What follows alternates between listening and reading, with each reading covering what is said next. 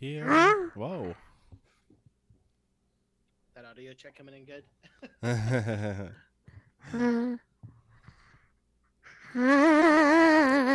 Whoa. Yeah, it's definitely good. High five. Good job.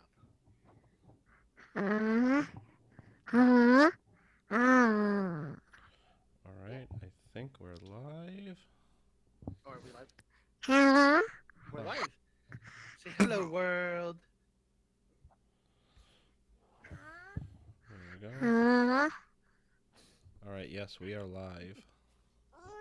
Okay, we'll say bye bye. Say bye bye. There you go. Say bye bye. Blow kisses. Mwah. Mwah. Blow kiss. Say goodbye. Oh, thank you for that. Mwah. Yep. Oh. Yucky. All right, go to mama. Yeah. All right. Oh, so much drool on this. Did you email me the link for the chat? Oh, no, I did not. I'll do that right now. Although we have no one viewing, so... Again, I am so sorry for being No, late like this. it's... We so it's Meg's it was Meg's birthday. So happy birthday. I know we're not recording yet, but happy birthday. We're at least airing live right now. Yeah. Happy birthday to her. So happy birthday, my beautiful wife. Yes, happy birthday, Meg.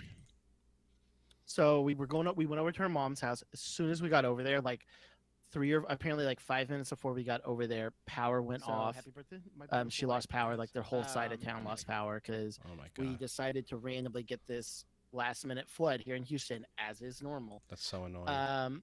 Yeah, it was funny because Meg, but whole story short, Meg was like, "Hey, we're going over to my mom's house. It's been raining for like an hour. Do you think we should take your truck? Because I just decided to be the cool Texas person, and I got a 3 inch on my a 3 inch lift on my truck. Plus, I have like somewhat aggressive tires, not like super aggressive or anything, but my truck's a good probably like 4 to 5 inches higher than it used to be." Mm-hmm. And I was like, no, we don't need to take that. We'll take the Corolla.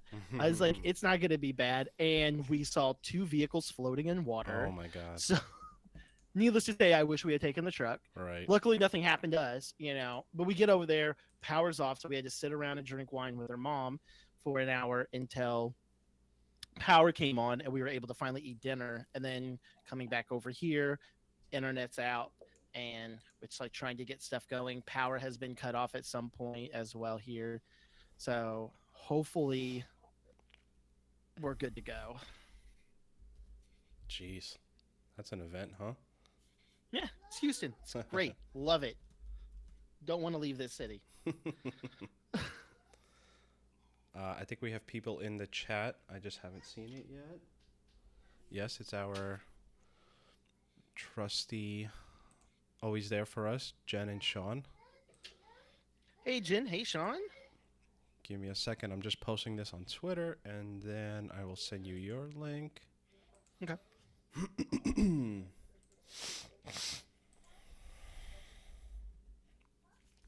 I'm so sweaty.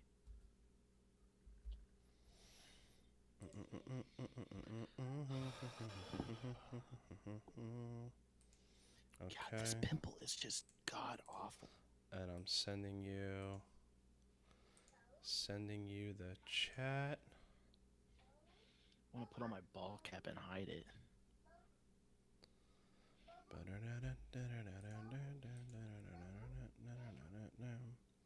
All right, I just sent you the chat.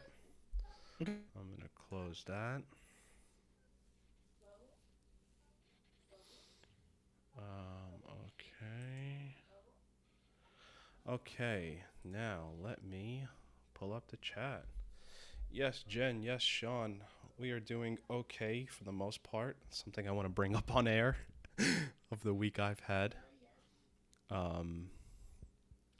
Okay, Colton, since we did not talk previously, about the episode? Is there anything before we get into it? Um, everything I have is literally I got as like stuff we could talk about on air, so nothing like off air. Yeah. You know? Okay. All right. The only thing is if this audio starts kicking, if you're on mobile, well, we'll figure it out. Being told she has to go take a bath, so she's freaking out now. Oh, yep. Bubble bath? You want bubbles? So it's just so cute. She's screaming. It's like, do you want bubbles? No. Okay, here. Sorry. No, you're fine. If I lose, yeah, like I said, it's even saying on my site every once in a while, it'll say connection spotty. So if I lose connection, sorry. Yeah, I think the only thing that really matters is, what do you call, is if Zencaster records you. It's kind of like the only thing that really matters. You know what I mean? Yeah. And Xfinity did not give me a timeline of when it's supposed to. We can figure it out. It's fine. If you're ready, I can start. Yeah. All right. Let me do start recording. 3, 2, 1, go. All right. Now we're double live. We are as live can be. All right. Let me pull up my notes. And Colton, Woo! if you're ready. I'm ready. All right. I'm Victor, and now that he's finished marinating some brains in garlic sauce after measuring his body fat, I am joined by my co-host Colton. Colton, how are you? This is obviously King Robert Baratheon, apparently, but I am doing excellent. So, and some garlic marinated brains with fava beans sounds delicious. You know what's funny, and I don't even know how we can bring this topic to air. But so we're discussing episode 803, What's Eating Dexter Morgan, and this episode is somewhat infamous, or I don't even know what the word is, but it takes a weird turn in terms of we deal with a cannibal. Little head nod, and Colton, I actually don't know if you knew this, but like there's a whole Dexter book based on cannibals. It's called Dexter is Delicious. Okay, I didn't know the name of it. I remember you talking about it before, that it's like a pack of cannibals or something like that, or I listened to it. a group of cannibals. Something I want to say. I remember you or. I'm sorry. Go ahead. Yeah, I think that's our audio cutting in. It's okay. I don't remember it. I do think it was like a cult of cannibals trying to attack Dexter. I just don't remember the specifics of it. But yeah, there was a book. It was called Dexter is Delicious. To my memory, it was a little bit of a weird book. It wasn't exactly. Most of the books are really good. I just don't remember it being like. It's almost like the I don't know. I'm trying to think of an analogy in terms of how it fits in. Just the Dexter books do a really good job in terms of serial killers and whatnot, and this one just didn't fit, you know. Jennifer's on the chat. She's actually agreeing with you. She said it was definitely one of the weirder. Oh novels. yeah, and it didn't have like Okay. it didn't have like the kick to it. You know how kind of like the season 6 DDK, Colin Hanks and James Geller just like doesn't hit as well as like the other villains. It was kind of like the same thing for the books, and obviously the book and this episode have no connection, but just something I wanted to bring up. Okay. All right, so 2 things I wanted to get into. I do have 3 questions again. I forgot to tell you beforehand, but you could just answer them offhand. It's not like anything big. Something I did want to bring up, and I don't want to get too much into it, but I don't know. I just kind of like just want to say it just because it's like I've been quarantined all fucking week. Literally this week, starting about a week ago, is when I got hit really hard. I fucking got COVID. I am a vaccinated. Yeah.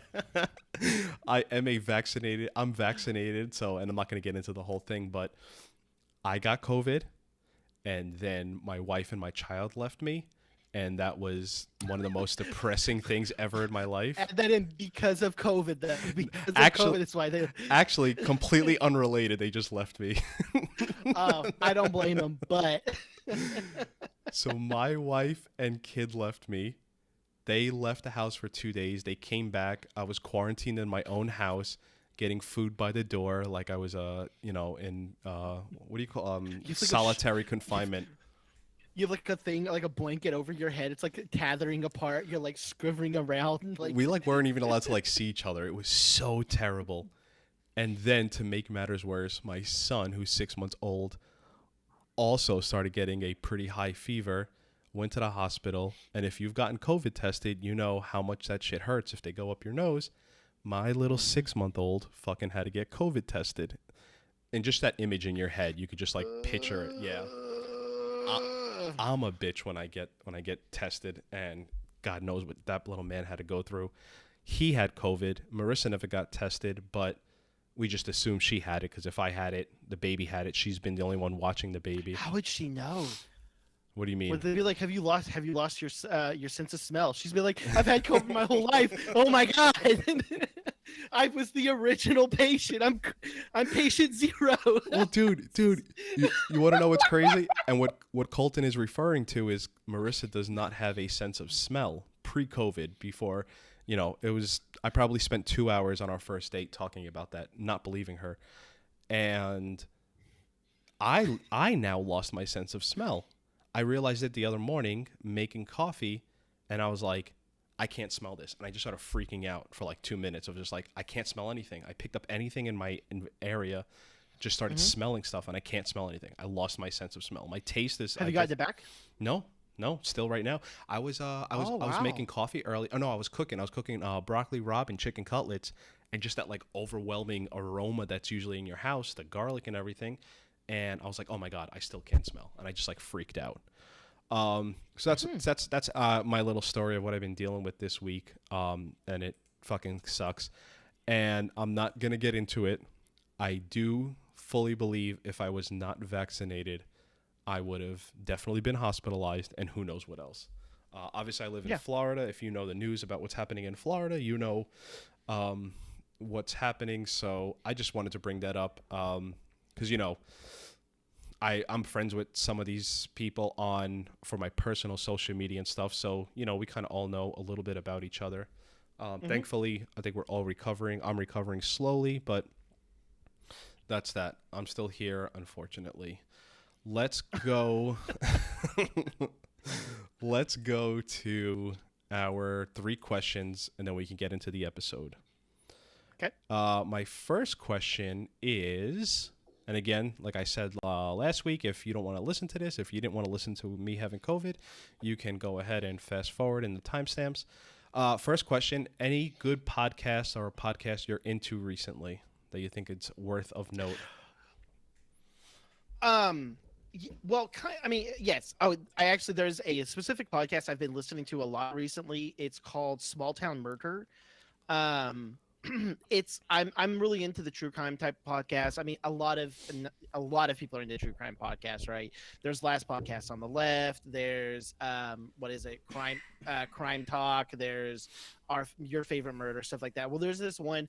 It's still a really popular one, so it's not like it's an underground one, but it's called Small Town Murder. It's these 2 guys that they're both comedians, and they just talk about unknown murders, like ones that you've probably never heard of, hence the small town part. So it's all murders that happen in small towns, and they their whole motto is that they will make fun of the crime, they'll make fun of the perpetrators, but they don't make fun of the victim because they may be assholes, but they're not scumbags. And so that's their little catchphrase. It's each episode's a little long, which I love. So each episode's around an hour and a half to 2 hours long. So, but they go into a lot of detail, and some of them are pretty some of the murders little kind of trigger warning. They go into some of the details and stuff like that. So it can be a little hard to listen to sometimes, but it's also, this is real. Like, this is real life stuff, and they add some humor to it, which makes it somewhat palatable, I guess. So I recommend it. They have a live show. I almost went to one of their live shows, but it got in Texas. It was actually not far from me, and it got canceled because that's the week that COVID shut down Texas. Was Mm-hmm. their last live show here, and so I was going to go and watch them, but one day I will. I mean, it's just one of those eventually. Yeah. So I like them. It's something fun to listen to Yeah. if you're into that, if you're into that stuff. So we've done the podcast. And again, just refreshing people if whether or not they know us. Me and Colton, we actually have met in real life. Colton came to my wedding. Yeah. And we met through my 6 Feet Under podcast, and we, whatever, we talk a lot of podcast stuff, but obviously whatever we've done. And I believe, like, if we lived closer, me and Colton would be more, family friend oriented, our kids would hang out, this and that. Regardless of everything, something that me and Colton will never ever agree on is podcast length. Nope. Nope. Colton. Anytime I mention true crime, Victor's just like, "What the fuck you listening to that for?" I almost ended the stream. Colton is and I do think we do represent the podcast community. There are people who enjoy the way you do the 2 hours. Make the episodes long. I love it. Mm-hmm. And me, where I want to be in and out over an hour. If I see the podcast is over an hour, I'm like, all right, this is going to be a 2-parter. I'm going to listen to some of it here, then some of it there. Mm-hmm. And I just when you said that, I was just like, wow, we're gonna be 80 years old, probably have no idea who each other are, and just gonna be like, are you still listening to that long podcast? Are you still listening to Joe Rogan in his 5-hour episodes? He has good guests. I'm telling you, Victor, he's got the good guest. You're not going to be alive to listen to the end. Podcasts. I'm going to read off a few podcasts I'm listening to with one in specific. I started listening to this podcast called the Horror Virgin Podcast. It's sort of where one guy doesn't like horror movies, but they make him watch it, and they go over all the classics. I've really been enjoying listening to that podcast. That sounds interesting. I found a Bat-Ass podcast, which is Batman the Animated Series.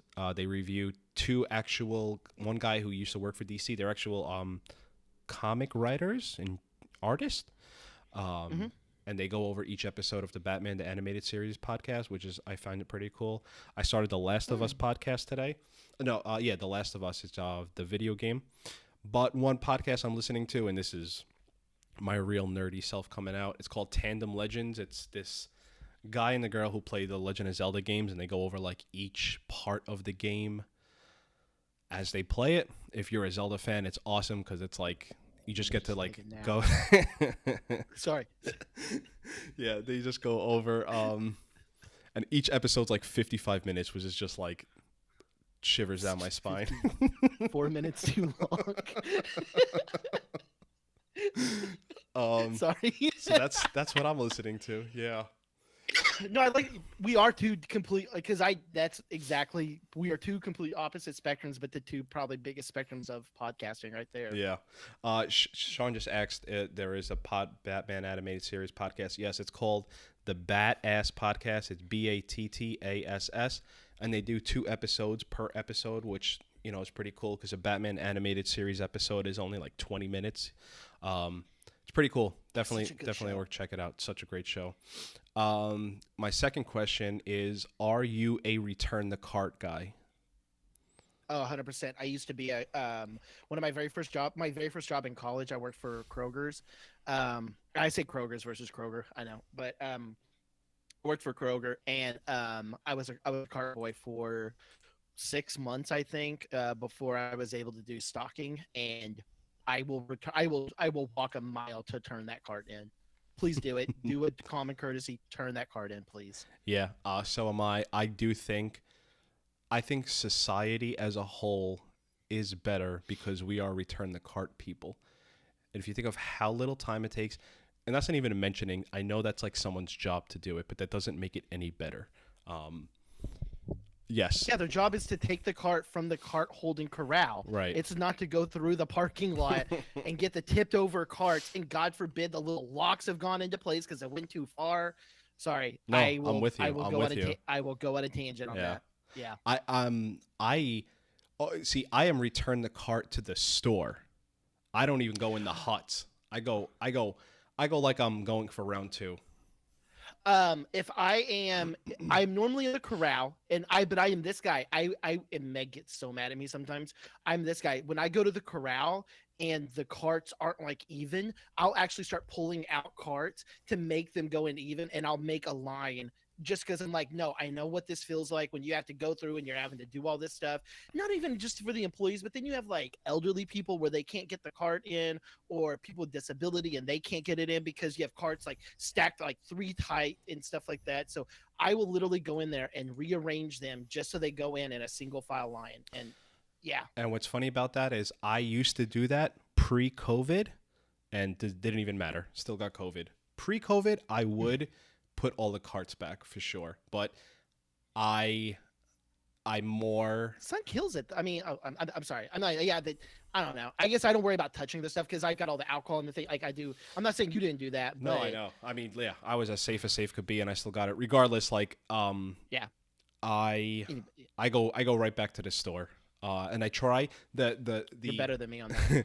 the and you know what though? Yeah, yeah. But you know what though? Going back to the corral is not wrong. Like you're way better than putting it right next to your car. So that's No, I just can't. that's just differences of. And you know what? I guess I can't lie because I guess I don't do it all the time. Especially like I got a kid now, so it's like a lot harder to do that shit with. Well, I was just gonna say something. The sweetest, like most gratifying thing you can do is you're walking it back to the store and someone gives you that head nod and you're like we're gonna fucking have an exchange right here. And I don't know if you have these near you, but when you put the quarter in to get it out, and you do Aldi's. and you do one of, yes, Aldi's, that's exactly what happens. And I do one of these. Keep it. You're such a dad.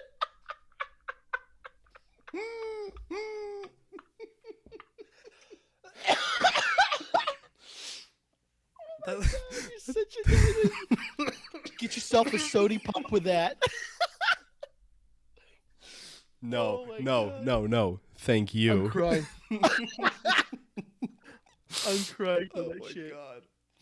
So, true story, really quick on Aldi's, not to take up too much time because you're saying that. I'm from a really small little town in Central Texas originally, where I grew up. They got an Aldi's after I left. Like randomly, they have an Aldi's. No little towns in Central Texas have Aldi's. I don't know why this town has one, but they have an Aldi's, right? There's no homeless. Well, I'm not saying there's no homeless people. It's a little town called Brownwood. I'm not saying there's no homeless people, but I never saw a homeless person other than when we went to the big cities, right? When Aldi's first opened, they had this dude that would just walk around the parking lot, and anytime people were unloading their groceries, he'd be like, "I'll take your card in, don't worry about it." And then he would collect the quarter, Yeah. and that's what he would do all day. Dude made bank. You got to think about it: quarter. In the course of an hour, guy'd make like 10, $15. Yeah, Yep. that's all he would do all day. And that Aldi's didn't stop him from doing it. So Yeah. It's Yeah. pretty cool. keep it. Sorry. And I walk away like the end, like it was an action movie. Like I just flick my cigarette and it's like I'm just your walking and sunglasses. yeah, keep it. My last question, 91 divided by 7. Oh God, damn it. 91 divided by 7. Oh my God. I can't do this. Nope. Just not even doing it. No. We're not.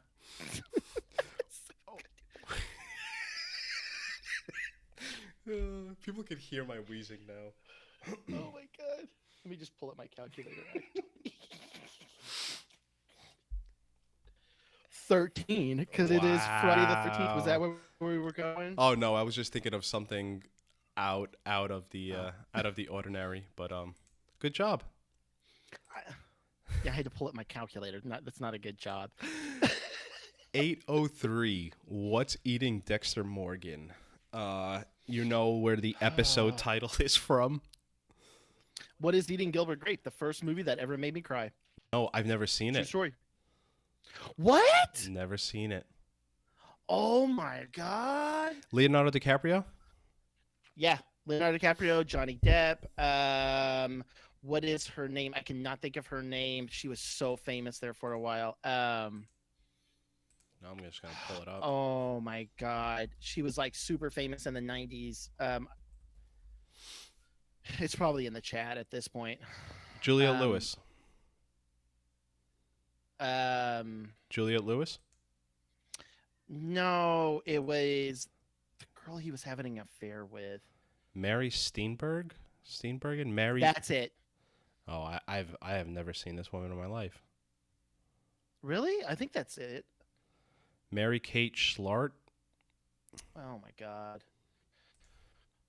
This is what makes great podcasting right here. I think it was Juliette Lewis. No, it wasn't Julia because I know Julia Lewis. Eating Gilbert Grape.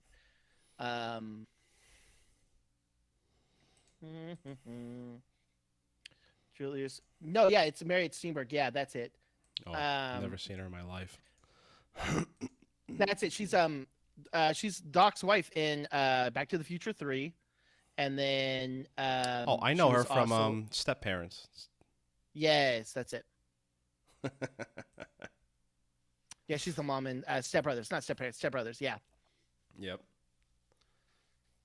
She was in a bunch of different stuff in the '90s. But yeah, that's great movie. I'm really surprised you've never seen that. Fantastic movie. Made me cry. I only know it as like very first Leonardo movie DiCaprio's movie. He's really good in it. He's very good. Johnny Depp's amazing in it. Yeah.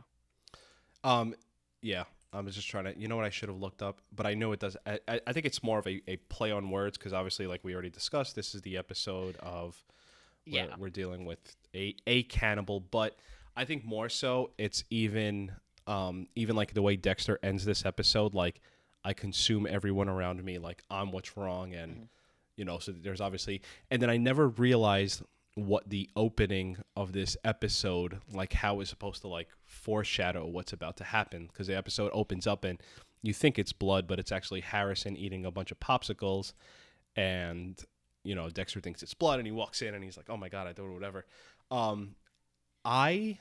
This is probably impossible even as an adult. No, eating a whole box of popsicles. There's no way. Here's where my mind went. I would be freezing. Like as you're eating it, you're gonna get colder. Oh, yeah, I didn't even think about that. I don't know. That's where my mind went. Well, no, like, okay, so Grace is addicted to popsicles right now. Like, that is her thing. She's addicted to them. So anytime we even mention something and it sounds like popsicle, she wants a popsicle. Like, that is her, like, big thing. So she gets one popsicle a day. That is what we give her. We give her these, like, real fruit ones and stuff like that. That's after we've had dinner. It's like, you know what? You want a snack? You can have a popsicle. So we give it to her. And even doing that, I'll eat one every once in a while with her because there's these lime ones that I really like, and it like burns my throat. They're so cold. Like if I'm eating it too fast, I'm just like no, there's no way I could eat a whole box. No. But I do like the idea of like how it's supposed to foreshadow, you know, the rest of the episode. In terms of storylines, I have, you know, Deb, and they kind of get intertwined at some point, but Deb and then Dex and Vogel, if you want to split it into that. Yeah, that's pretty much what I have, and then I have a tiny bit on Quinn. Not very much, but just a tiny. It's more of like a little observation of Quinn. But... So let's divide it then into Quinn, Dexter, and Vogel, and then Deb. We have a new feature here on the Digging Dexter podcast. We now have a wheel. So Colton, I'm gonna spin the wheel, and you're gonna let me know where it lands on.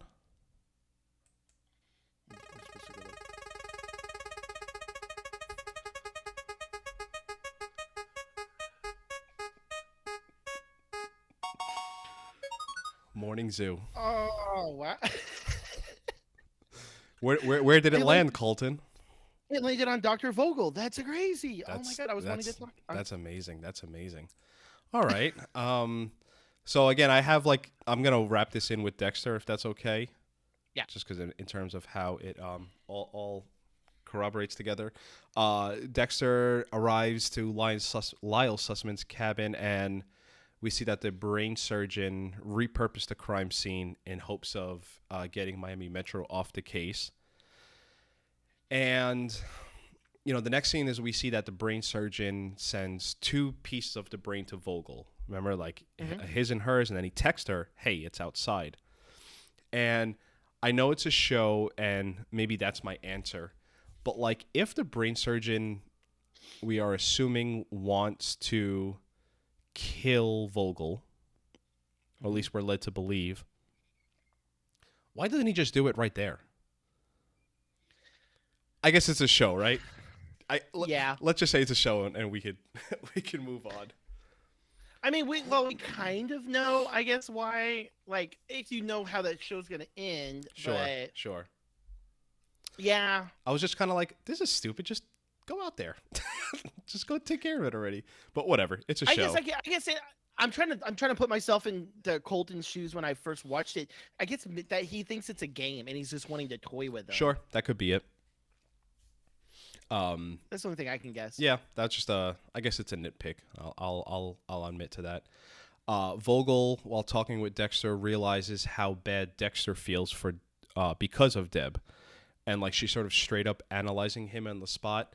And like even when they're talking later at her place, Vogel brings up the point of like, and again, I repeat myself every episode now, but I just think it's important if you're talking about the arc of the Dexter character. And Vogel says, like, if you're such a big bag psychopath and the number one rule of the code is don't get caught, and she straight up says, like, why didn't you kill Deb? Because, like, obviously, right, you kill anyone that knows anything. And we've seen that been a total lie. I mean, you have Lumen all of season 5. But I think it's just sort of driving home the point of, obviously, he is... What's the he says? I mean, he's a unique monster or whatever, right. Basically. And I think that's why Vogel keeps saying, like, you're perfect, because, like, you have feelings, you know right from wrong, and you, like, have these, and you're able to kill, which most people can't do. Most people cannot do that. But, yeah, and then again, it's like Dexter, the idea of how much he's lying to himself about just everything, I just think it's, like, funny how the whole circle. Yeah. Well, and it's kind of like what you've brought up that I keep kind of forgetting about when I'm thinking about the show. His inner monologue can't be trusted because Dexter lies to himself. And this is a prime example of him lying to himself, I guess. Right. Exactly. Is kind of the way to put it. Like, it's one of those, I keep forgetting that. Yeah. So we get this episode's, I guess, kill of the week, so to say, Ron Galuzzo. We find out this Ron Galuzzo was a patient of Vogel's. Mm-hmm. When they meet at the mall, was that not one of the weirdest things? The interaction. Well, okay, so him going to the mall alone is a very this is how we talk about like the texting dates the show, and like there's a couple different things that date it. Okay, one is, and I have this on my notes, is he finds him. Did you catch the name of the app that he found him on? Dude, I was going to screenshot it, but I think that's when you finally signed on. But yes. Friend Zone. Yeah, like, yeah, what?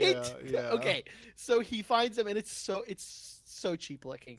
I don't think that was ever a real app, and if it was, then no. It was the easiest way for them to not do the Facebook, right, or book face or whatever. Yes, it's so funny, the friend zone. So he finds him on that.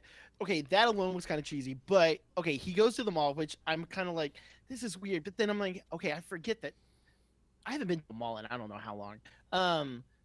The whole like kiosk and stuff like that, I forget that those were a big thing at the time, and that part was kind of weird to me that's how he's fighting it. But then I'm also like, well, this is like the perfect cover for a serial killer. Like, it's actually kind of genius. Like, it really actually is. The whole measuring his body fat and stuff, I'm like, if I'm at at a mall, and I'm going through, and I'm like, oh, this kind of seems like a cool elliptical. Like, I'm not really obviously into that.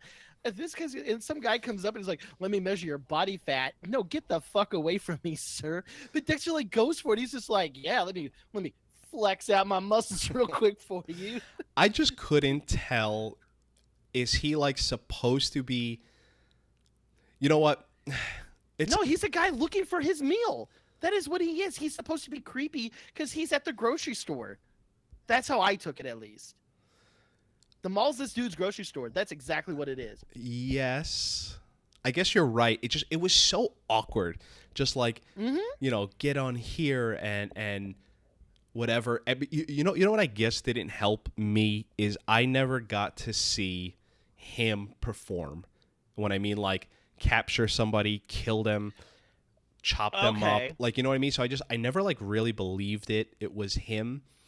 If we were in 2013, I may have been like, hey, this cannibal is gonna come back because like there's too much there for them to just throw it away for an episode. Obviously, spoiler alert. This is a one and done. Like we never hear the name anything again. It's just Yeah. that interaction at the hospital at the mall was so weird because it's just like I know he's like scouting Dexter if he's gonna whatever, but like he doesn't do enough to like okay, Dexter's going to be my next victim. You know what I mean? And you know what part of it too is we don't see Dexter take him down at the end. We just see him kill him. Like he's just in the room already. I don't know. It was a cool concept. It just was odd. And we'll get to like his house in a little bit. You know what I did expect, which I wish they would have done this, when he was measuring his body fat and stuff like that. I kind of wish that he would have done like when he was doing the testing and all of that. And he goes, oh, you have a really like low body fat. And it's almost like he's like, you need to do this workout. You know what I wish he would have done? If he had done it, he's like, oh, you have a really low body fat. Like been like almost disappointed. Right, Like he's like basically like, you're too lean. This is not going to be good meat, essentially, right? Yeah. That would have been, had they done that little something, I think it would have made it maybe a little more apparent, I guess. I don't know. Something I think I started saying it in the beginning of the episode, but then I went back. And I don't feel like having this conversation on air. I just want to acknowledge it that me and Colton have had this conversation before. Would a human taste good? Because in the end, we're meat. And I don't want to get into it because it makes us sound. Oh, let's get it. No, you've already bring it. Let's get into it. Let's get into it because we both have the same answer. So like, we can go ahead and get into it. Yeah, it's out there. I think it's absolutely disgusting that you think about that. Why? What do you think? If it was humanely processed, I don't give a shit. No. I think I'm of the mindset, and I forgot where I saw it. I'm not even going to say it. I definitely think I think how we entertained the idea was if there was a plate in front of you and it looked like a steak and you had no idea, I don't think the average human would know. If they cooked your muscle like the way you cook a steak, I don't think anyone know. I think they would honestly think this is a really good pork chop. Yeah. I think that's what they would think. That is one of the only we'll never know the answer.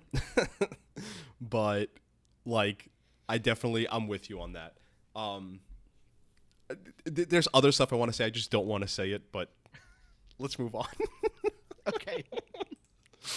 If you have eaten someone, please write in and let us know. Later. Oh, that's how we get the alphabet boys involved in this podcast. We don't need that. No.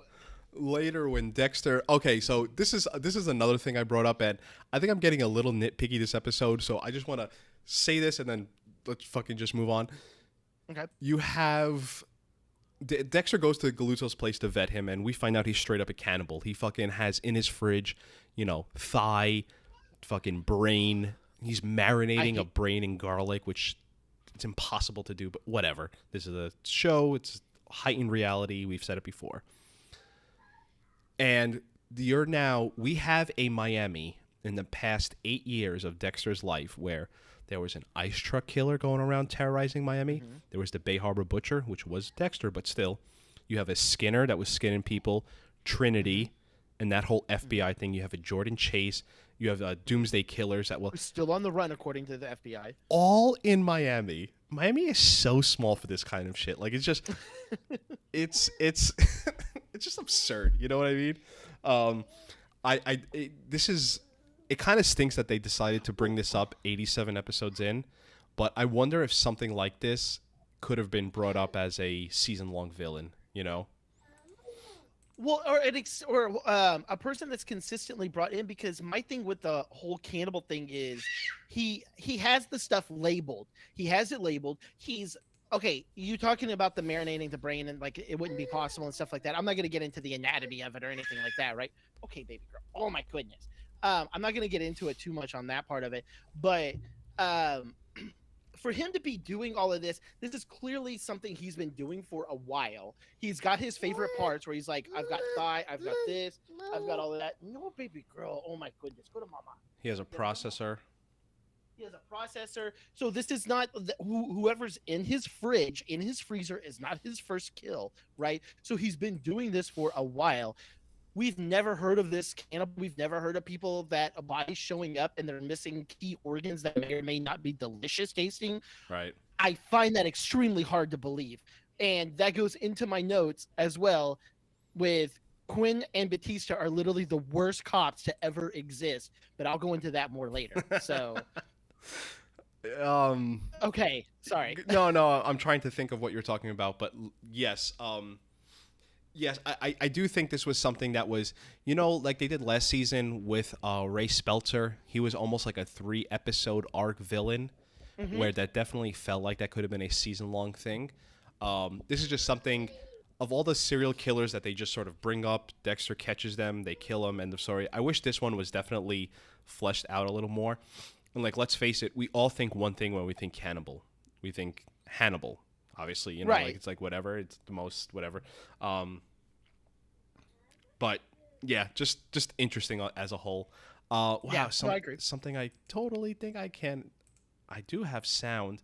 The way the episode, and again, we're leaving out a lot because, you know, we have all of Deb's part to talk about. But the way the episode ends, I'm gonna try and upload it here. The little monologue Dexter does at the end, and it's really difficult to talk about when I'll bring, you know what, I'll play it once we end Vogel's part. But I just love the way he comes in and he's like, you know, you're fucking disgusting. Also, I'm you. Like I am also disgusting. I fucking eat everyone around me. Something I want to bring up, and I'm gonna bring it back because I think this episode and the way it ends, if the next episode was the finale, it fucking directly correlates. Like, I consume everyone I love, and if you think about the ending of the series, like, you know, I think I'll clip it together when we get there. I think Dexter says, like, I ruin everyone around me. I want to bring this back because I think there's other stuff to get into. Okay. So we have Quinn, and then we have Deb. If you want to, we'll spin the wheel, and you let me know what it lands on. Okay.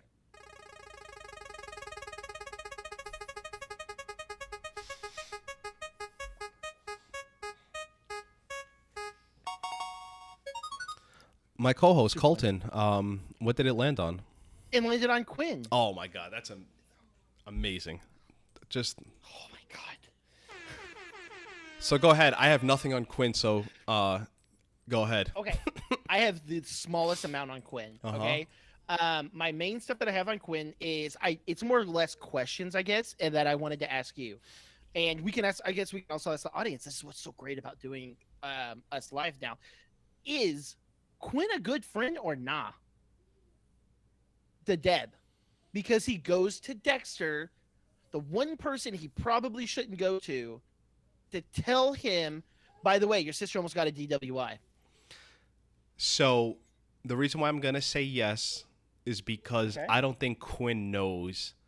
He knows there's something going on between Dexter and Deborah, but without even knowing that, is that cool to go to your your friend's older brother and who is, by the way, on the job? I don't know. I think so because it's not only is it professional courtesy just in terms of like Quinn gets her out of jail and whatnot, but it's also like, hey, Deb has always been like on the straight path, and all of a sudden she's getting DUIs and all this shit. In terms of like Quinn knows the only person that can help, the closest person to Deb is Dexter. I get the. I think he's doing the right thing, Okay. and I don't think he's a bad friend.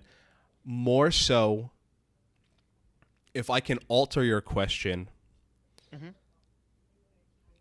does Quinn have other motives? Which is where I thought you were going. That's a whole nother thing that I was like, mm-mm. Like, 100%. But what I think at this time, as of the end of episode 803, I think Quinn is doing it as a concerned friend. I don't think there's romantic things behind it. I think eventually, and I can't 100% remember how the season folds out. I know eventually what happens, but I do think as of right now he's not doing it. He's doing it solely as friend, while also subconsciously in the back of his head hoping it leads to something else. Okay. Now, my other part I have on Quinn is just like I was talking about. Quinn and Batista, I think, are the worst cops ever. Is because one, Batista, that's just a whole up till this season. He's like the most obvious things in front of him, and he doesn't see it. I love Batista. Don't get me wrong. I think he's a great guy. He's just a horrible cop. Quinn, the reason I'm saying he's a horrible cop is you literally have Deb coming in, confessing to murdering. Now, granted, she's confessing to murdering LaGuardia. There's all this other evidence out there, but then all of a sudden he's just gonna just kind of, oh yeah, she's just crazy. She's drunk. She doesn't know what she's talking about, and just lets it go and never thinks about it again. Mind you, 2 seasons ago, he was on the Dokes aspect of looking at Dexter like Dexter was up to something and wasn't trustworthy. It is a definitely yes. It's a convenient thing, I feel like, but yeah. Yes, and I think that's something that always was a little frustrating. But then, like, how do you? This is me nitpicking, I guess. No, but how do you do the Quinn is onto Dexter? Now he's not onto Dexter. Now he's back onto Dexter, because that closely similar is a similar thing to LaGuardia, like, doesn't suspect Dexter, all of a sudden suspects Dexter, and then it's kind of like the season 7. So I think just to have that twice, where I wish they would have differentiated a little bit about it, or kept Quinn suspicious since season 5. I kind of wish they had done that. Right. Personally. Always, but then again, you get the same thing all the time. This is new Dokes, new whatever. There wasn't enough maneuvering of the characters to differentiate them between everyone. Of that, so had so much to do with that. Oh, they had him suspicious and dating Deb. Oh my god, that would have been great. So, hold on 1 second. Am I hearing my baby wake up? Oh man, baby's up, but Marissa's gonna get her. Thank you, Marissa. So just keeping up with the chat here. So Deb in this episode and Deb as a whole lately, I think we've both said how amazing her acting has been. Mm-hmm. And this episode is somewhat the tipping point for Deb, where she literally comes into Miami Metro to there. I'm gonna call Marissa really quick. I'm so sorry. This is called taking. This is the yeah. This is the parents podcast. No, that's what I'm looking at the chat right now. But that's what I'm saying with what Sean's saying is Batista and Quinn are like the Miami Vice. Exactly. I don't quite understand it how. And he's not only is Batista now in charge, but his main thing is let me get the stupidest guy on the force the promotion. Not forget this girl that has all of the credentials. No. I'm going to look like an asshole. I'm going to get this fucker the promotion who can't even remember the answer B that's actually A and the right answer is D or something like that. Like, just saying. What is it? And then he's banging my sister. So that is, what is that called? Where you promote internally based on being related. Napoleontism. Yeah. Nepotism. Not Napoleonism. What is this? An ice cream with 3 flavors and a job promotion.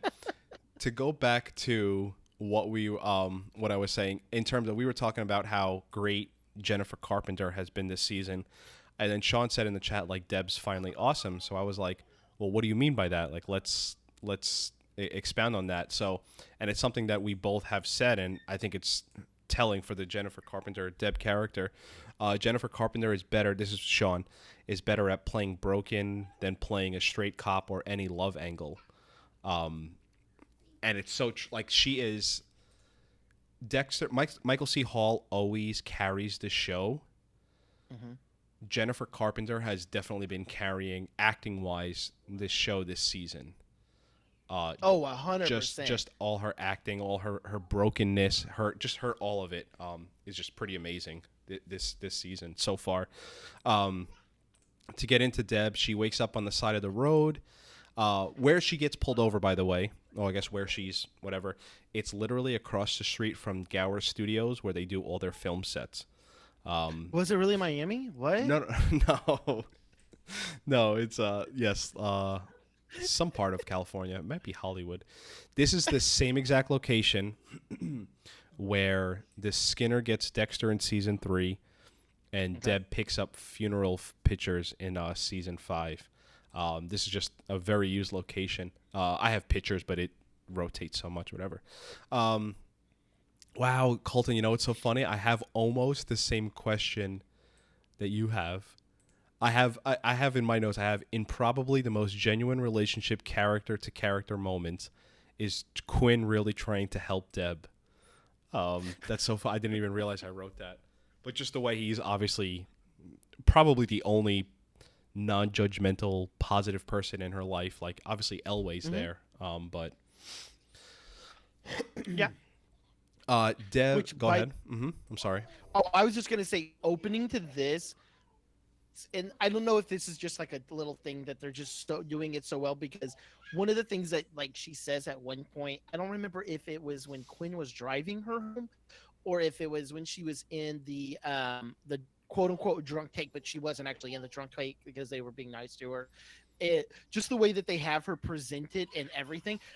Talk about a TV show I could taste in my mouth. Like I have definitely been so drunk in my life where I'm just like, not saying I've driven drunk before, but unfortunately in college I've probably driven drunk before. But you wake up and you don't know where you are or something like that, or you don't remember how you got there, and it's just that nasty taste in your mouth. That's all I could taste in when I watching this. I was just like, oh god, because they do it so well. Like she does it so well. She legitimately looks hung the fuck over, and it just plays it so well. Again, like what Sean's saying, she plays a very good broken character and stuff like that. I don't know what it is about that moment, but I had to put that in my notes. I was like, this is like, I can actually like feel this. Yeah. It's just something I wanted to really like bring in. Again, her acting so well, I guess. Yeah, no, it's yes, you're right in terms of like, I didn't taste it like you're saying, and I get it. You're so in tune with like what you're watching that you just pick up on something. I felt it just in terms of that, like, all I want to do is sleep, but I have to like move. You know what I mean? I'm with you 100%, and I agree. Dexter goes by Elway's to see Deb, and we get this thing where he gets Deb to agree to dinner. And sort of tied in with this, and I didn't realize, you know, this is something I pick up on while trying to analyze the episode. Deb is getting like infiltrated by Elway about Quinn and her past life, and I just realized that they were sort of setting up like, hey, remember Quinn and Deb were engaged, and it started out because the beginning of season 6, like Quinn was going to propose, but we get this like, you know, that's how Deb became lieutenant, right? Where she was like a star on the rise, and that's how she got in there. And that, you know, there was the whole LaGuardia and Quinn thing, but there was this YouTube video that was apparently really popular because Deb saved a person's life. But we get Dexter brings Deb to dinner to try and help her in terms of like, hey, you're slipping. I want to show you you're still a good person. You know, you're not killing LaGuardia. It doesn't make you an evil person. You've done a lot of good in this world. Mm-hmm. This is I'm such a little bitch this episode. Dexter getting this guy at the restaurant the same way at the same time Deb is there is just literally impossible. Yes? Oh, 100%. I was just like, wait a second, how would this even work out? Whereas, Like, does he track this guy's like every Saturday? He I goes to know. this same shitty Italian restaurant, like with like really bad like decor and stuff. I didn't understand that at all. That was no, I'll nitpick the fuck out of that. And he just so happens to get the seat that's like within perfect angle and I stuff like know. that. I was just like, No, okay, like all right, this is dumb, but fine. The point of Dexter just trying to show Deb, I was not as much able to make the correlation, and I'll actually ask the chat to put it into words better than I can, because what's sort of happening at the same time is Elway and Deb are investigating. Excuse me, everybody. Investigating this woman who believes her husband's cheating on her. They get pictures where it's clear as day he's cheating on her. They bring it really to quick, her. Go ahead. really quick, just because remember last episode I brought this up. Remember maybe it was the first episode. I think it was the first episode. I was like, remember bringing up the drinks? Like, I was like, oh, remember how Elway's got like that crazy drink where you snap the top, and then all of this, and he's got these crazy herbs.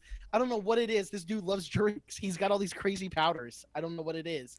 I just wanted to keep bringing this up.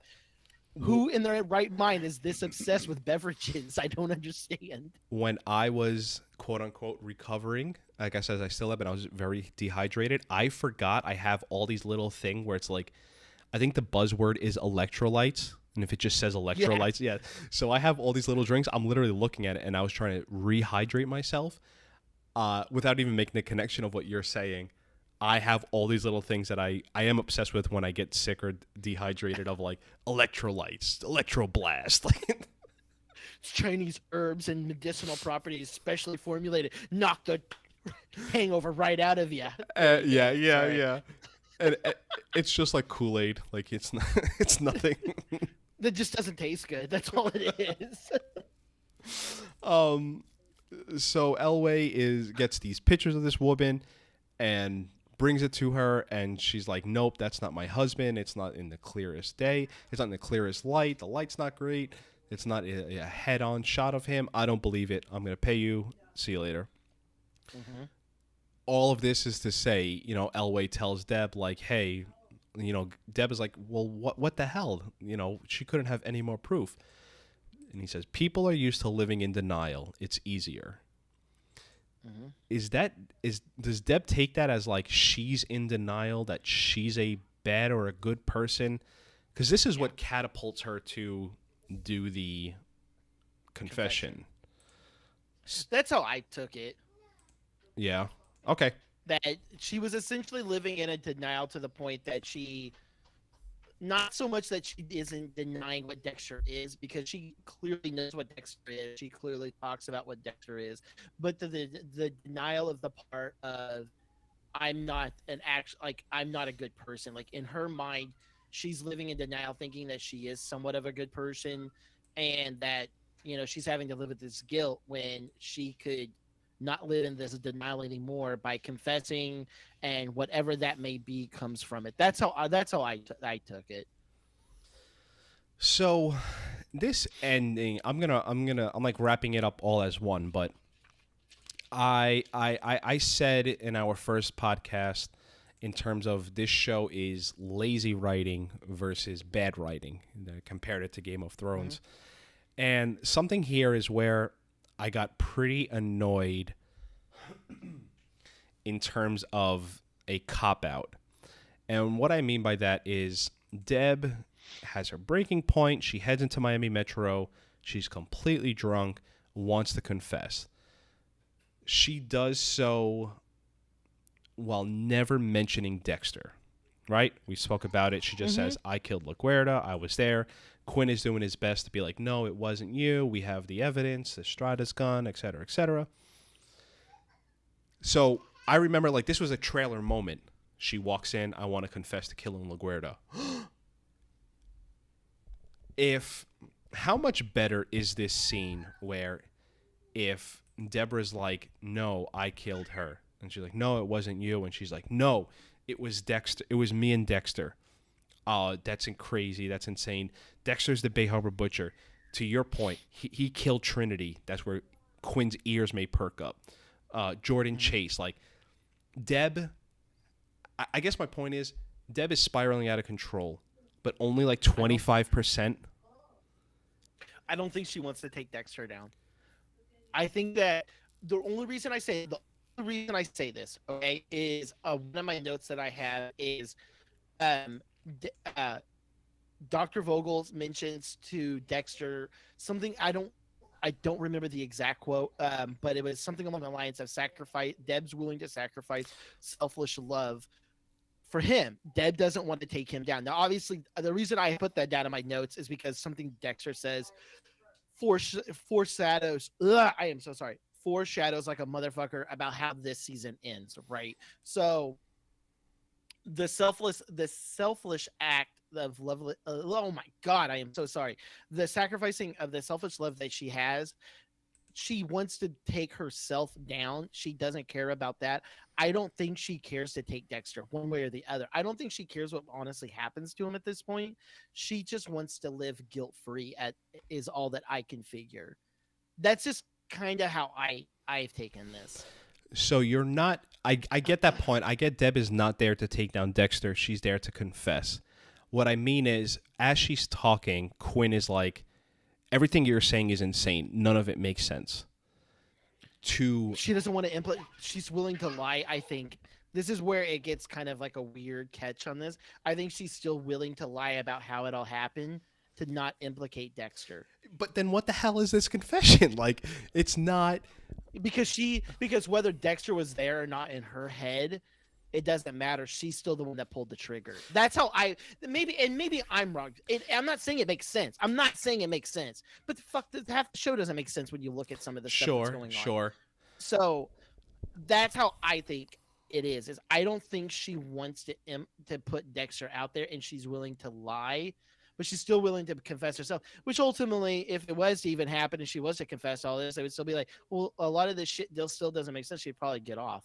I mean, I guess what you're saying, you know what?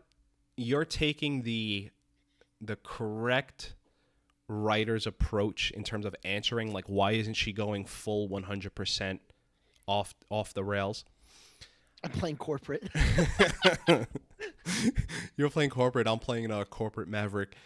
I just think you can really increase the tension if she mentions Dexter and everything, and it just amplifies the situation, because we get the moment of Dexter arrives, he puts his magic needle in. Quinn's not like, hey, she's passed out, hunched over you. I know she was drunk, everything. And the situation just sort of... Because even there's like a hilarious moment where I have to imagine the actor, Desmond Harrington, after he opens the door on screen, he's like, whoa, what was that? In his head, he has to be like, am I really, as a cop, am I really just like, did that just happen? And I'm not even going to think twice of it. You know what I mean? That's like everything. Like, all of a sudden, like, oh, she just passed out. Right. But she was just screaming 2 seconds ago. Right. Like, yeah. And I just think it adds for some crazy tension if they're in that room. What happened to the pad she was writing? I'll just conveniently forget and that effort was in there. And like, make somehow you write this scene where they all agree to leave and Deb's not passed out, and there's some shit going on because Vogel's there. You know, maybe Vogel convinces her to come out and talk this out, and then like Deb doesn't trust her, but Vogel can make herself. She could give herself credibility by like having Morgan family secrets. You know what I mean? So it's just like this scene has a huge impact. It's definitely shocking when Deb walks into the station, but I think you could have done more to it. And that's just where I was just like, this is where I think if you lazy writing, if you went back over this scene and fine-tuned it to have some actual impact, I feel like we start digging. You know, we get more out of this scene. And go ahead. I'm sorry. No, I have to agree. No. I'm just trying to think. I'm kind of processing what you're saying on it, and I have to agree. I do. I have to agree with what you're saying on it. But like to your point too, like it's a show, and it's not like this is the first time this has happened in the Dexter show. Like they kind of always cop out a little bit, so It's not new. Well, yeah. I'm just looking at it in terms of like instead of just sitting That's here. season one. What is Dokes say season one, or Dexter say about Dokes of an entire department full of cops? This is the only person that has a weird feeling. I mean, we've kind of been given this out that all of these cops are essentially bad. Like all of these storylines are going to be nobody is going to be getting onto him other than Dokes, and Right. obviously that's not going to happen. Dokes is gone, so we've kind of had that cop out. Yeah, of course. Better wording there, but we've had that from episode 1. So, yeah.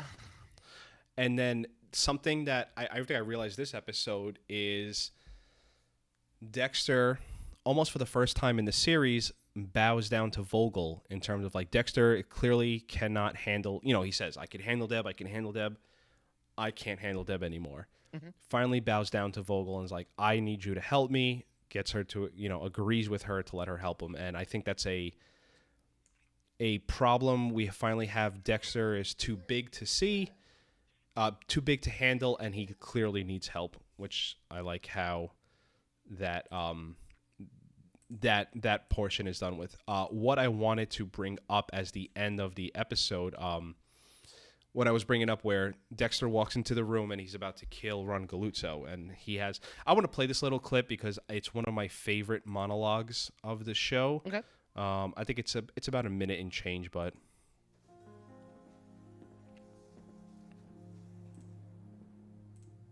Vogel was right. I am perfect.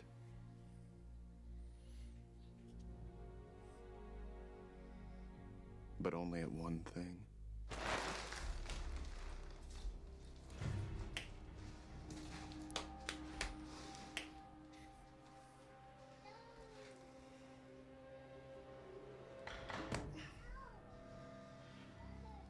You disgusting cannibal, consumer of human flesh.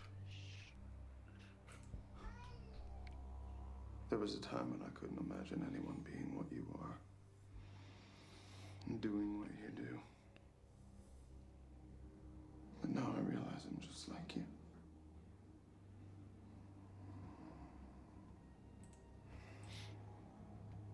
I consume everyone I love.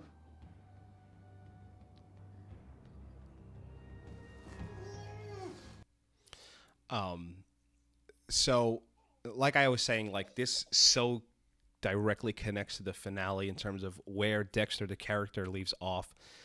Somewhere along the lines of this next, 9 episodes, we kind of lose this idea that Dexter ruins everyone around him, and it kind of just gets brought up at the end. But something that I think we've both agreed on is that like it's starting out pretty good. There's like some lukewarm ideas, not executed good, but like it's an interesting way to have this series close out of where we are. When we start doing the brain surgeon, Hannah and Zach, it's just like, God, they had the pieces to a decent final season. We'll get into plenty of that. Whenever, it's making me so mad because it's so good right now, There's pieces. There's like all the pieces connect, and in a few episodes, we're just going to get a child smashing all the blocks and everything goes haywire, and it's so infuriating. But yeah, that's all I have for the episode. If you have anything else, Colton. No, not for this one. Nope. Well, that closes out 8:03 for us. We are 1/4 done with the season. We'll try and be back sometime on our live stream. Thank you, everyone. Sean and Jen, for it's nice to be able to bounce off the chat. Yeah. If you're listening to this and you think we are using the chat too much, then fucking join the live stream. Otherwise, we will talk to you next week to discuss episode 804, Scar Tissue. Which was named after the Red Hot Chili Pepper song Under the Bridge. It was actually, that episode was written by Anthony Kiedis. Not a lot of people know that. We will talk to you next week, everyone. Well, wait, we have something in chat right here before I close out. That was Sean. All right, everyone. We'll talk to you next week. Bye all. I'm ending the Zencaster now. You just have to leave your phone up because I have to download the tracks. I don't get to see it now because the way they reworded everything, but your username is Finger Soup. You like that? Yeah. I'm sorry I didn't get to see it till right now, but I think my goal for this season for the Zencaster, I'm gonna try to name my name when I log in for band names, of like, like, have you ever heard that thing, like, somebody will like say something like, you're like, that's like band name, like it's not like a real band, but you like, it's, I want to trademark that as like a rock band or like a band out there. Yeah, one of the radio hosts here in Houston does that. With like, they'll say certain things. I don't remember what his number one is, but like somebody on air called in and they couldn't get something out, and they were like, well, like chocolate pudding, and he was just like, that's a band name, that's a band name. And so I don't know, Finger Soup, it sounds like a band. Last week it was Melon Baller. So. Oh my god, Melon Ballers. Colton, have you ever had broccoli Rob? Did we have this conversation yet? I don't know if we've ever had it. I have, though. It's amazing. I love it. What's your go-to recipe to cook it? The reason why I actually, honestly, I have my friend in the chat, Adriana, and we were talking about broccoli Rob. I couldn't find a way to work it into the episode, but I wanted to bring up broccoli Rob, but there was no way. There was like the garlic in the brain, and I was trying it. There's no way. It just would have been like, yeah. So then Dexter comes in, and then broccoli Rob. Broccoli. Do you have an actual? Yeah, because we can never nail it. It's always too soft, too hard. What do you do? I've always done it where it's just like, I get a skillet really, really hot. I put like a dab of butter in it, and then I throw the broccoli Rob on it, some minced up garlic, and then a little bit of soy sauce. Cook it really fast, really quick, and then dump it off, and then that's it. Wow. I have this whole method of boiling it for 1 minute, flashing it with cold water, and then either sautéing or... Okay, so you blanch it. Okay. Oh, is that what it's called, blanching? That's called blanching. Oh. Yeah. That's what a lot of chefs do it that way. And my way may not be the best way. I like a little bit of bitterness, I guess, to it. So that's why I do it. Blanching, it takes away the bitterness. Oh, see, I like the bitterness. I don't know. Yeah, see, I like a lot of, like, it's the same thing whenever I cook like Chinese broccoli and stuff like that. I just literally like steam it just really fast, and then I dip it in oyster sauce. Oh man, so good. Hold on 1 second. Sean, if you're still there, I sent you a picture of how the screen works. OBS is pretty easy, but it's also insanely difficult. It's one of those things like you can learn how to do what I did here, which took me quite a while. Me and Colton went live a few times to try and figure it out. It's a little difficult. If you have two people in person, it's probably a lot easier. Or if you have like 3 hours to kill with a person to figure it out. I have a very simple setup with Zoom as our cameras, but there's OBS Ninja, which, more of the... yeah, go ahead. That's fine. I'm talking to myself here. Where you can split the cameras so one could be on other sides. This is just as much time as I had to able to put it like this and the text and whatnot. And you could move it around as the chat and the stream goes. So you can just do stupid little shit like this. And you could edit it around and whatever. So if you need help, I can let you know. You could reach out to me, but your best bet is fooling around with it, and that's really it. But I guess if you have questions, let me know. But yeah, OBS is the easiest way to do it, and it's, above all, it's free. Hello, Adriana. I was trying so hard to get the broccoli Robin. It feels weird to talk through here. I don't have anyone else. It's me talking to now this Ron Galuzzo on the other side. But without chat interaction, I'm basically just mumbling. Let me see here. We have some shit in the chat. What about orange juice? Orange juice and chicken? Is that what you're talking about? Yeah, Sean, definitely mess with it. Like I said, it's pretty difficult, but it's once you. Me and Colton for 2 hours couldn't get my mic to work, but I don't know what you mean about orange juice. I used to marinate my chicken in orange juice, but this is pretty funny.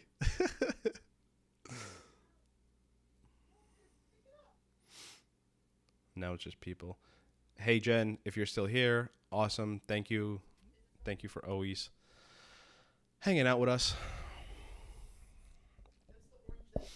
I don't know how many people are watching right now. We got a few people. My COVID is recovering, in case anyone actually cares out there.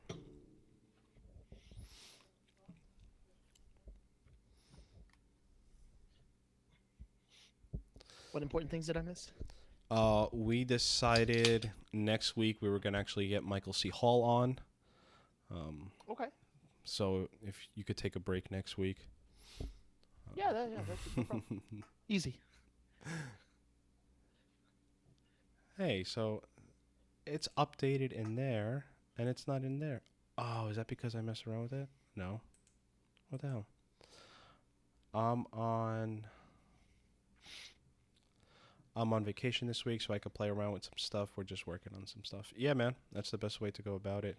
A live ghost hunt for family with benefits up at Norwich State Hospital. That sounds something more up Colton's alley than my alley. The only ghost hunting I do is Ghostbusters. See, I did a it was so much fun. I did a ghost. So for Meg's birthday, I got a. I forgot to wish her a happy birthday on the fucking episode. Damn it. God damn it, Victor. We did it before we were recording. Dang it. I know. I'm sorry.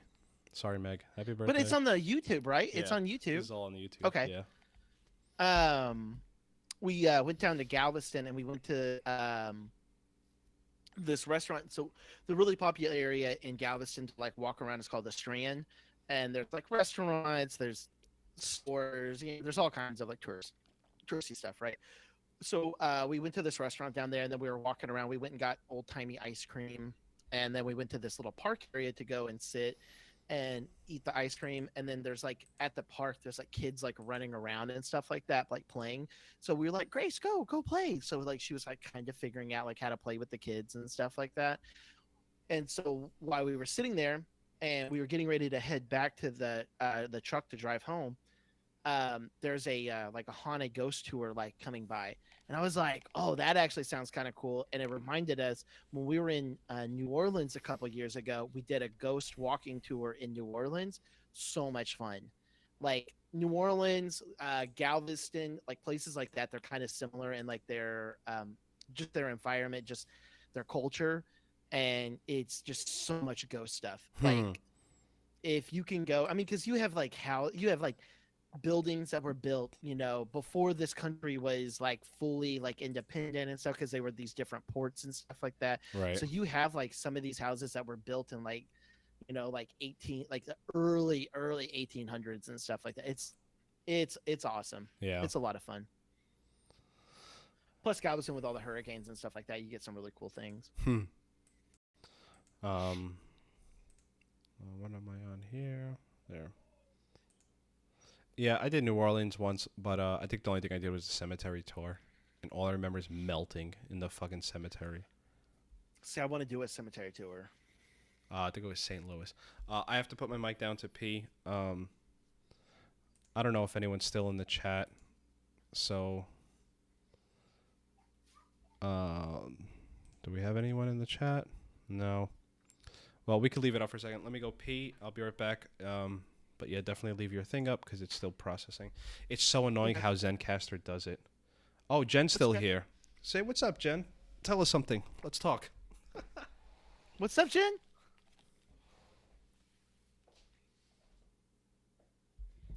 Has Jen ever been on a ghost tour? On a haunted tour?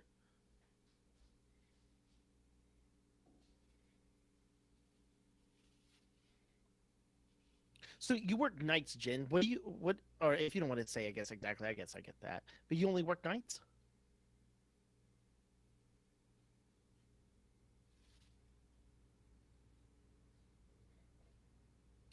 What are you doing?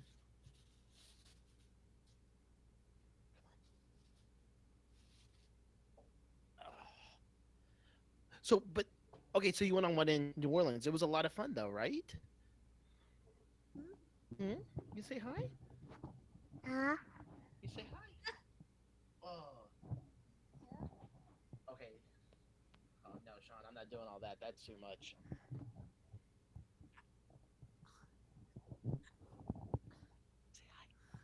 Say hi. No. Say hi.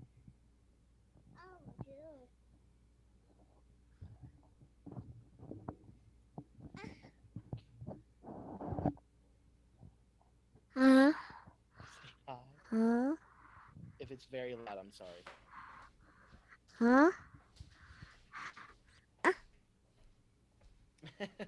Yeah, I probably was too one of mine. Ours, Jen.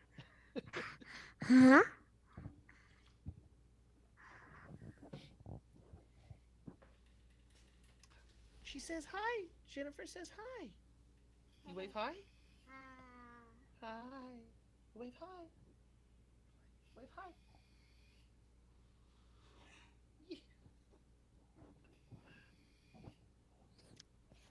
Yeah. Oh.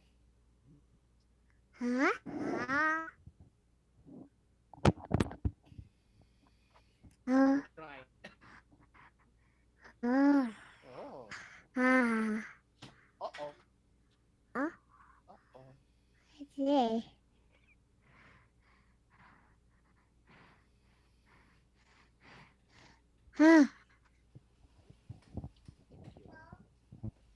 Want your ball?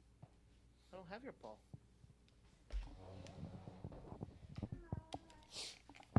What I miss? What I miss? Gracie was just saying hi. So here, just working. I went on ones. It's just nice. We bought a Ouija board and Spirit Box, our ghost hunt. The chat has a delay. It was kind of good, kind of scary, but also a bit drunk too. What? A budding podcaster. I didn't say hi. I say good day to you. Oh yeah, better girl. What is Jen? Hold on. So yeah, I worked night shift, weekends, and labor and delivery. Sometimes crazy, sometimes boring. That's insane. Um, That's gotta be I a lot. so my job is something that people always be like, I don't know how you do it, and my shit is so much easier because, not to make a joke, even though it's an easy joke, you can't mess it up. They're already dead. Like you're just dealing with people at that point. Well, not Late even people. I labor, mean, I hate to be that way, but yeah. yeah, it's the living people that give you a problem. Labor and delivery is insane. I can't even. Yeah, like I wouldn't last one day. God, that's nuts, Jen. You're nuts. Oh shit. I will say this: when Meg was in labor, because she was in labor for 4 days, um, our nighttime nurses, I want to say, except for after delivery, so that was what postpartum or whatever. So during labor and delivery, our nighttime nurses were like the best nurses we had the entire time. They really were like they knew like so much. They were like the most calming. They were the most like friendly and stuff like that. They were like the best ones. Now the worst nurse we had was our nighttime postpartum nurse. She was the worst. She Dude, was we horrible. had a postpartum nurse, and she was like, because I was wearing a Red Hot Chili Peppers shirt. She was like, "Oh my god, I wanted to see them live," and I'm like, "I have a baby here, and I don't know what to do." She was like, "What's that name of that song?" And I'm like, "Are you? What's going on?" Um, we did have a really good nurse going into like you said, we had like two nurses. Marissa was like 12 hours, and then we had he popped out. Um, one nurse was nice, but then we had a nurse that was like, you need this, this, and this right now. She was a little militant, but like we needed militant because like I don't know. Marissa was like, she was going through a lot, obviously. Um, Still so much respect for that profession. Just fuck. Yeah, no, I just, like that's no, all I have to say. yeah, Fuck. no, like our nighttime nurse was always amazing. Our daytime nurses, for the most part, even in labor and delivery, were good. Our worst we had was our